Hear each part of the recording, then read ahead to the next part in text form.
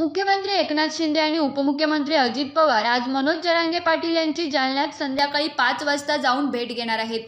त्यानंतर तिथे मनोज जरांगे यांना उपोषण सोडण्याची विनंती करतील। आता तरी गेल्या 16 दिवसांपासून उपोषणाला बसलेल्या मनोज जरांगे यांचं उपोषण आज सुटणार का असा प्रश्न उपस्थित होतोय। मुख्यमंत्री आणि उपमुख्यमंत्री दोन्ही मंत्र्यांनी इथे येऊन उपोषण सोडवावं अशी मनोज जरांगे यांनी अट ठेवली होती। ही अट देखील दोन्ही मंत्र्यांनी मान्य केली आहे। एकनाथ शिंदे हे अजित पवारांसह दुपारी 3:30 वाजता मुंबईहून जालन्यासाठी रवाना होतील। मनोज जरांगे यांच्या या आंदोलनामुळे महाराष्ट्राचं वातावरण ढवळून निघालं होतं। लाठीमाराच्या घटनेनंतर राज्यभर ठिकठिकाणी आंदोलन, रास्ता रोको करण्यात आलं। अखेर आज मुख्यमंत्री एकनाथ शिंदे उपोषणस्थळी जाणार आहेत। त्यामुळे त्यांची आजची ही भेट अतिशय महत्त्वाची असणार असून यातूनही मराठा समाज समाधानी होईल का हे पाहण्यासारखं असेल।